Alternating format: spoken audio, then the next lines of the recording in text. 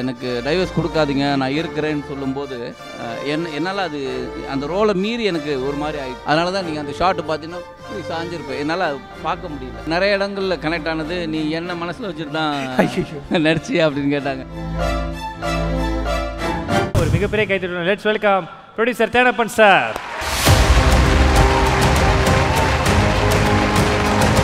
யாருக்கு அந்த அவார்ட் போக போகுது இருக்கப்பட்டு படுத்துறது அப்படிங்கறத ஸ்ட்ரைட்டா நம்ம எல்இடி பார்த்து தெரிஞ்சுக்க போறோம். as usual over to the LED. The Behind Woods Gold Hall of Fame actor in a lead role 2023 Vidharth for இருக்கப்பற்று. ஒரு மிகப்பெரிய கைத்தட்டல் கொடுக்கலாம் நம்முடைய அன்பானன் விதார்த் அவர்களுக்கு.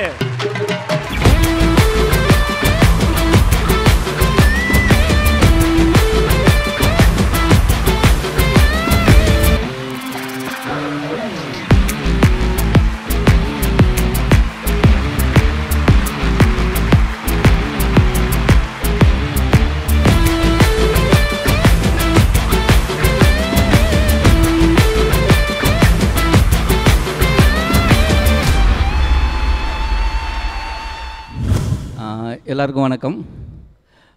ரொம்ப சந்தோஷமாக இருக்குது. ஏன்னா ஆக்சுவலாக நான் கொச்சியில் இருந்துட்டு என் ஃபேமிலியோடு வந்துட்டுருந்தேன். என் பொண்ணு வந்து நான் ஏர்போர்ட்டில் குளிச்சுட்டு நான் நேரம் இங்கே வந்துடுறேன் அப்படின்னு சொல்லிட்டு நான் இங்கே வந்துட்டேன். அப்போ என் ஒய்ஃப்கிட்ட என் பொண்ணு கேட்டிருக்கா, அப்பா எங்கே போகிறாங்க அப்படின்னு.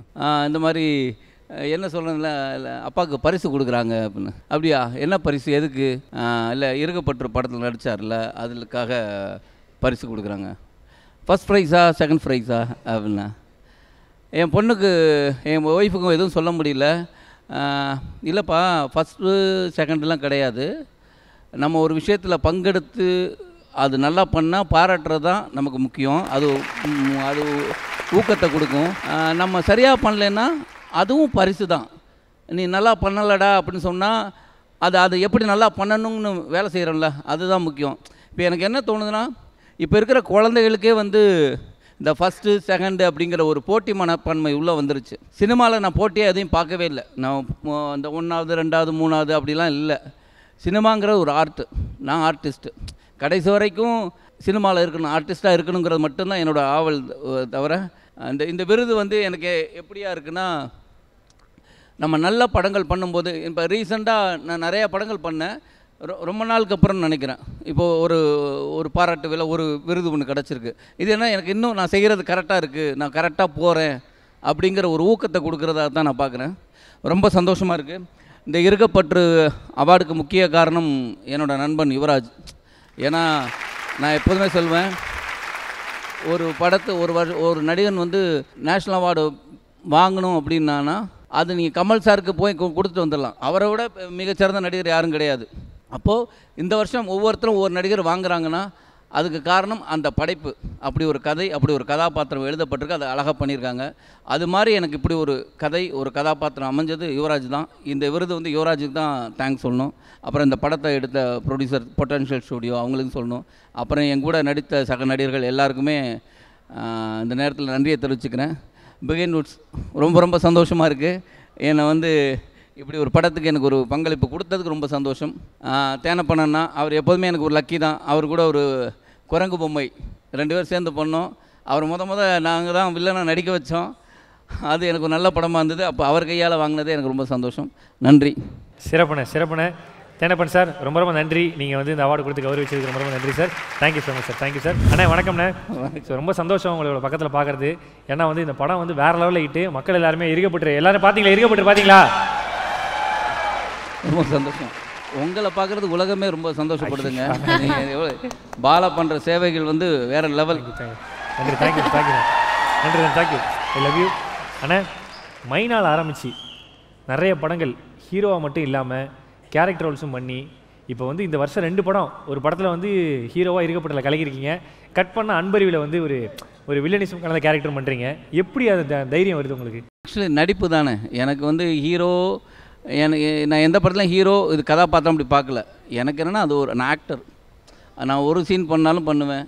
எல்லாம் சும்மா கூப்பிடல, எல்லாம் பணம் கொடுத்தா கூப்பிட்றாங்க. அதனால் அது ஒரு பெரிய விஷயம் இல்லை.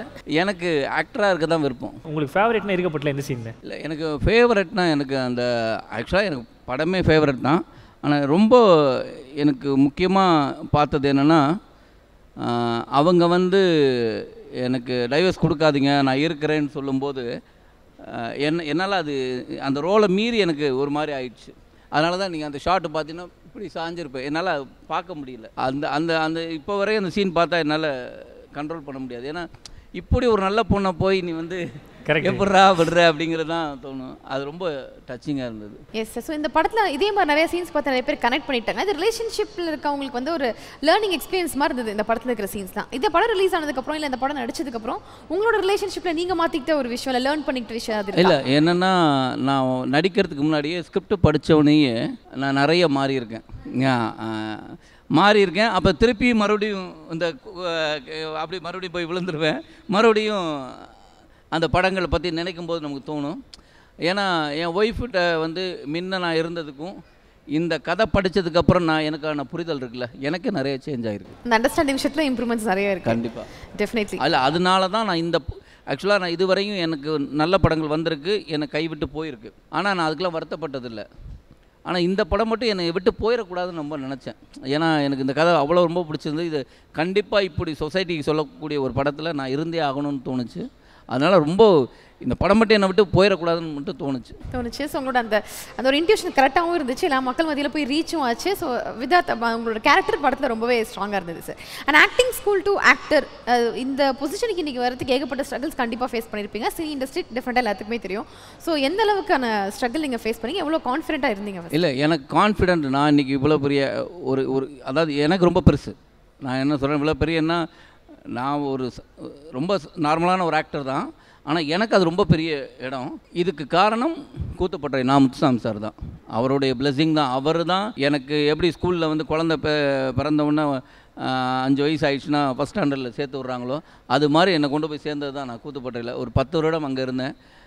நான் இன்றைக்கி நல்லா பண்ணுறேன்னா அதுக்கு முழு காரணம் முத்துசாமி சார் தான். அவருக்கு தான் அந்த ஃபுல் கிரெடிட்ஸ் பேசிடும். அந்த படம் பார்த்தீங்கன்னா தெரியும், அந்த படத்தில் வந்து ஒரு கவுன்சிலிங் சீன் வரும். நீங்கள் போய் அவங்கள பார்த்து பேசுவீங்க, ரொம்ப எமோஷனலாக ஃபீல் பண்ணி. அது நிறைய பேர் இப்போ வந்து ஸ்டேட்டஸ்லாம் வைக்கிறாங்க. அந்த சீன் எப்படின்னா அது அந்த ரியாலிட்டியாக இருந்துச்சு. அவங்க பர்ஃபார்மன்ஸே ரியலாக ஒருத்தவங்க வந்து மனசில் ஃபீல் பண்ணி பண்ணால் எப்படி இருக்கும் அந்த மாதிரி இருந்துச்சு. அப்படி எழுதியிருக்கிறாங்க. அது எழுதுனதான் நான் அப்படி பண்ணியிருக்கேன்னு நினைக்கிறேன். இந்த படம் பார்த்து உங்கள் வீட்டில் என்ன சொன்னாங்கண்ணே? அது அவங்களுக்கு நிறைய இடங்களில் கனெக்ட் ஆனது. நீ என்ன மனசில் வச்சுட்டு தான் நடிச்சியா அப்படின்னு கேட்டாங்க. உதாரணத்துக்கு ஜிம்முக்கு போகிற விஷயம் இருக்குல்ல, அவங்க வந்து நான் இன்றைக்கி தான் லாஸ்ட்டு, நாளையிலேருந்து நான் ஜிம்முக்கு போகிறேன், இப்படி வருஷம் ஃபீஸ் கட்டிடுவோம். அவங்க நாளைக்கு வாங்க பிரியாணி எல்லாம் ஆர்டர் பண்ணிடுவாங்க. இன்றைக்கி லாஸ்ட் நாள், இதுக்கு மேலே சாப்பிடுவோம். இது டெய்லி நடக்கும். அது வந்து எனக்கு படத்துலேயே இருக்கும்போது அந்த சீக்வன்ஸ் தான் சொல்ல, நீ என்ன மனசில் வச்சு இந்த படம் நடிச்சிருக்க அப்படின்னாங்க. சிறப்புண்ணே. கண்டிப்பாக இருக்கப்பட்டு வந்து தியேட்டர் ரிலீஸ் ஆகி நிறைய நல்ல வரவேற்பட்டுச்சு. அதுக்கப்புறம் வந்து ஓடிடிலையும் ரொம்ப வேற லெவல் ரெஸ்பான்ஸ் கிடைக்குது. நம்ம பேசின படத்தை பற்றி மக்கள் எல்லாரும் உங்கள்கிட்ட சில கேள்வி வெயிட் பண்ணுறாங்க. தாராளமாக. இல்லை, எல்லாருமே தமிழ் சினிமாவுக்கு வரும்போது நம்ம வந்து பார்த்திங்கன்னா பெரிய சூப்பர் ஸ்டாராக வரணும்னு நினச்சி தான் வரும். நீங்கள் நடித்த சில படங்கள் வந்து வியாபார ரீதியாக போகாத நிறைய படங்கள் இருக்குது. ஆனால் மக்கள் மனசில் நிறைய படங்கள் வந்து இடம் பிடிச்சிருக்கு. அதை பற்றி நீங்கள் என்ன நினைக்கிறீங்க? இல்லை, எனக்கு வந்து இந்த படம் ஓடுது ஓடலைங்கிறது எனக்கு எப்போதுமே அதை நான் யோசிச்சது கிடையாது. வெற்றி தோல்வியை பற்றி நான் எப்போதுமே சிந்திச்சது கிடையாது. அதுவும் லாஸ்ட்டாக தான் இப்போ நான் கொஞ்ச நாள் சொல்கிறேன். என்னென்னா என்னோடய படம் வெற்றி அடையணும்னு. ஏன்னா நான் அப்படி ஒரு நல்ல கதைகளோடு இருக்கிறாங்க. அந்த கதைகள்லாம் படமாக்கப்படணும். அப்போது படமாக்கப்படணும்னா என்னுடைய படம் ஓடினா தான் சில முதலாளிகள் காசப்பட முடியும். அதுக்காக ஓடணும்னு தான் நினைக்கிறேன். தவிர என்னோடய வேலை வெற்றி தொழில் இல்லை. நான் அந்த கதாபாத்திரத்தை கரெக்டாக பண்ணியிருக்கேன்னா பல நான் நடிப்பை மட்டும்தான் பார்க்குறேன். நான் அதை பற்றி யோசிக்கிறது இல்லை. அப்புறம் எல்லாரும் சூப்பர் ஸ்டாராக ஆகணும் மனசில் இருக்காங்களா எனக்கு தெரியாது. நான் ஆக்டர் ஆகணும் மட்டும்தான் என் மனசில் இருக்குது. இப்போயும் இருக்குது, எப்போயும் இருக்கும். Thank you so much. Hello sir. அந்த கேரக்டர் பார்த்தீங்கன்னா ஓன் பிஸ்னஸ் பண்ணணுன்னு தான் அவரோட ஐடியாவே. ஆக்சுவலாக அவருக்கு வேலைக்கு போகிறதே பிடிக்கல. பட் வந்து அவருக்கு ஒரு சப்போர்ட் கிடைச்சோன்னே அந்த பிஸ்னஸ் ஸ்டார்ட் பண்ணுறாரு. நீங்கள் என்ன நினைக்கிறீங்க? ஆக்சுவலாக தனியாக இருந்து பண்ண முடியுமா, இல்லைனா கம்பல்சரி ஒரு சப்போர்ட் தேவை தான் அப்படின்னு தான் க்ரோத் ஆக முடியும், அந்த மாதிரி நினைக்கிறீங்களா? லைஃப்பில் வந்து நம்ம செய்கிற வேலைகள் தனியாக இருக்கலாம். ஆனால் யாரோட சப்போர்ட் இல்லாமல் இல்லை. சப்போர்ட்டுங்கிறது வந்து மாரல் சப்போர்ட். அது எப்படின்னா ஒரு ஊக்கம் சார் நல்லா பண்ணுறீங்க அப்படின்னு சொல்கிறதே சப்போர்ட் தான். அவ்வளோதான். பொருள் கொடுக்கறது அப்படின்லாம் இல்லை. கண்டிப்பாக நமக்கு நம்ம நண்பர்களாக இருக்கலாம், அப்பா அம்மாவாக இருக்கலாம், மனைவியாக இருக்கலாம், மகளாக இருக்கலாம், பையனாக இருக்கலாம், யாராவது ஒரு சப்போர்ட் நம்ம இந்த உலகத்தில் யாராவது ஒருத்தர் கொடுப்பாங்க. சும்மாவே இருக்கிறவனை பார்த்துட்டு நம்ம வந்து பிரமாதம் அப்படின்னு சொல்லும் போது அவனுக்கு அந்த எண்ணம் தோணும் ஒரு வேலை செய்கிறதுக்கு. அதனால் வந்து சப்போர்ட்டு வேணும், சப்போர்ட் கொடுப்பாங்க, அந்த உலகம் கொடுக்கும். ஹலோ சார், உங்களுக்கு இந்த இறக்கப்பட்ட ஸ்கிரிப்ட் சொல்லும்போது உங்கள் மைண்ட் செட் எப்படி இருந்தது? அது கேட்கும்போது உங்கள் ரியாக்ஷன்ஸ், அதில் அந்த கேரக்டரோட இம்பேக்ட் உங்களுக்கு எப்படி தோணுச்சு? இல்லை ஆக்சுவலாக என்னென்னா நான் ஸ்கிரிப்ட் கேட்கல, ஸ்கிரிப்ட் படித்தேன். ஏன்னா யுவராஜ் வந்து எனக்கு நான் மைனா முடித்தவனை இதே ஏவிஎம்மில் இதே இடத்துல தான் அவனை நான் மீட் பண்ணேன். அவனோட படம் வந்து இல்லை அந்த தேட்டரில் வந்து ப்ரிவியூ பார்த்தேன், போட்டி அந்த படம் பார்த்துட்டு அவரோட சேர்ந்து படம் பண்ணணும்னு தோணுச்சு. அதுக்கப்புறம் நாங்கள் ரெண்டும் பிளான் பண்ண நடக்கல. நிறைய கதைகள் கேட்டிருந்தேன். அப்படி வந்த கதை தான் இருக்கப்பட்டு வந்து எனக்கு பவுண்டடாக வந்தது. ஆனால் நான் சூஸ் பண்ண ரோல் வந்து மனோ ரோல், யார் விக்ரம் பிரபு பண்ணியிருப்பார், அந்த ரோல் தான் நான் சூஸ் பண்ணேன். ஆனால் டைரக்டர் தான் வந்து இல்லை உனக்கு இந்த ரோல் தான் அப்படின்னு நான் சூஸ் பண்ண இந்த ரோல் தான் அப்படின்னு சொல்லி எனக்கு ரங்கேஷ் ரோலை கொடுத்தாரு. அப்போது நான் அதுக்கு என்ன பண்ணேன், எனக்கு ரொம்ப பிடித்தமான ரோல் அது இருந்தது. ஏன் பிடித்தமானதுன்னா, இந்த ரங்கேஷுங்கிறது என் லைஃப்பில் நிறைய எல்லார் லைஃப்லையும் கிராஸ் ஆகிருக்கும். அதனால் எனக்கு அதை பண்ண விருப்பம் இல்லை. அது நான் லைஃப்பை பார்க்கவே இல்லை. அந்த மனோங்கிற ஒரு ரோல் லைஃப்பை நான் பார்த்ததே இல்லை. அதை நான் செய்யணும்னு ஆசைப்பட்டேன். ஆனால் எனக்கு வாய்ப்பு கிடைச்சதோ என்னமோ இதுதான். Thank you sir. நிச்சயமான ரொம்ப நன்றி. நிறைவாக ஒரு கேள்வி. எப்பயுமே வந்து கஷ்டப்பட்டதான் வெற்றின்னு சொல்கிறாங்க. அது நான் முதல்ல நிறையா பார்த்துருக்கேன். ஏன்னா நீங்கள் நிறைய படங்கள் இப்போ ஹீரோவாக நடிச்சிட்டு இருக்கீங்க. அதுக்கு முன்னாடி நிறைய படங்களில் சைடில் ஒரு அட்மாஸ்பியர் ஆர்டிஸ்ட்லாம் சொல்லுவாங்க. அது கிடையாது. என்ன ஒரு நடிகர் முக்கியம் தான் சினிமாவுக்கு. குருவி படத்தில் நீங்கள் சைடில் இருப்பீங்க, அப்புறம் ஆடி மாதம் காத்தடிக்க அந்த பாட்டெல்லாம் வருவீங்க, சின்ன சின்ன கேட்டெல்லாம் பண்ணுவீங்க. அப்போ இருக்க விதார்த்துக்கு என்ன மைண்டில் ஓடும்? எதை நோக்கி வந்தார்? இல்லை, எனக்கு அப்பையும் இப்பயும் வர ஆக்சுவலாக எனக்கு நான் இதுவாக சொல்லலை, ஆனால் உண்மையை சொல்கிறேன். யாராவது என்னை பார்த்து ரெக்கக்னைஸ் பண்ணும்போது தான் நான் ஆக்டர்னு தோணும். மித்த நேரத்தில் நான் ஆக்டருங்கிறது எனக்கு தெரியாது. அது என்கிட்ட இல்லவே இல்லை. நான் எங்கே வெளியில் போகிறதா இருக்கட்டும், இல்லை பேசுகிறதா இருக்கட்டும், அப்புறம் ஏதாவது படம் பார்க்கும்போது என்னோடய பிஹேவ் கூட என்ன நீ ஒரு ஆக்டராக இருக்கிற ஒரு விஷயம் இல்லையே அப்படின்னு சொல்லுவாங்க. எனக்கு அதனால் எனக்கு ஒரு பெரிய சிந்தனைலாம் இல்லை. அன்றைக்கும் இன்றைக்குமே நான் அப்பயுமே நான் பொருளாதாரத்தில் கொஞ்சம் ஓரளவு நல்லா தான் இருந்தேன். என் ஃபேமிலி கொஞ்சம் ஓரளவு நல்ல ஃபேமிலி தான். அதனால் பொருளாதாரம் வந்து பெரிய சேஞ்செலாம் எனக்கு ஒன்றும் உருவாக்கலை. என்ன ஒன்று அப்படின்னா, இப்போ நான் கொஞ்சம் இழந்திருக்கேன். என்ன இழந்திருக்கேன் அப்படின்னு கேட்டிங்கன்னா, நான் அந்த டயத்தில் இருக்கும்போது கூத்துப்பட்டில் நிறைய நாடகங்கள் பண்ணோம், நிறைய மக்களோட இன்ட்ராக்ட் பண்ணோம். நாடகம் பண்ணும்போது நல்லா பண்ணியிருக்கேன், நல்லா பண்ணல ஸ்ட்ரெயிட்டாக சொல்லிவிடுவாங்க. இப்போ அப்படி இல்லை. நமக்கு வந்து ஒரு வர ஸ்கிரிப்டில் சூஸ் பண்ணி அன்றைக்கினா நாங்களே கதை எழுத முடியும், கதை எடுத்து நாடகம் பண்ணுவோம். இப்போ வந்து வர படத்தில் சூஸ் பண்ணி நம்ம நடிக்க வேண்டியதாக இருக்குது. அந்த மாதிரி விஷயம் இருக்குது. அப்போது வெளியில் டைரெக்டாக இன்ட்ராக்ட் இல்லை. நம்ம இப்போ யாராவது பார்த்துட்டு நல்லா இருக்குன்னு சொல்கிறதா, நல்லா இல்லைன்னு சொல்கிறது இருக்குல்ல, அது எனக்கு அங்கே கிடைக்கும். ஸ்ட்ரெயிட்டாக ஆடியன்ஸ் கூட கனெக்ட் பண்ணுறது உண்மையிலே சிறப்பு. ஒரு மிகப்பெரிய கைத்தல் கொடுக்கலாம் விதார்த்தனுக்கு. ரொம்ப ரொம்ப நன்றிண்ணே. தேனப்பன் சார், இருக்கப்பட்டு படத்தை பற்றியும் அண்ணன் விதார்த் அவர்களை பற்றியும் உங்களுடைய வார்த்தைகள். எல்லாருக்கும் என்னோட வணக்கம். இருக்கப்பட்டு பார்த்தேன். நம்ம இன்றைக்கி அட்வான்ஸாக இருக்கிற இந்த உலகத்தில் கரெக்டான ஒரு படம் எடுத்திருக்காங்க. ரொம்ப பிடிச்ச படம். நிச்சயமாக அந்த படத்துக்கு அவார்டு கொடுக்க வேண்டியது.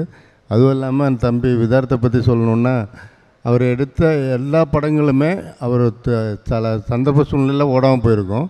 ஆனால் அந்த படத்தை நீங்கள் பாருங்கள், நிச்சயமாக ஒரு கருத்துள்ள படமாக தான் நடிச்சிருப்பார். அதாவது தம்பி வந்து பணத்துக்காக பார்க்காம உள்ளே ஸ்கிரிப்டுக்கும் கதைக்கும் மட்டும் பார்க்குற ஒரு நடிகர் விதார்த்து. நிச்சயமாக மேலும் ஒரு பெரிய நடிகர் ஆகணும்னு மனசார வாழ்த்துக்கிறேன். நன்றி.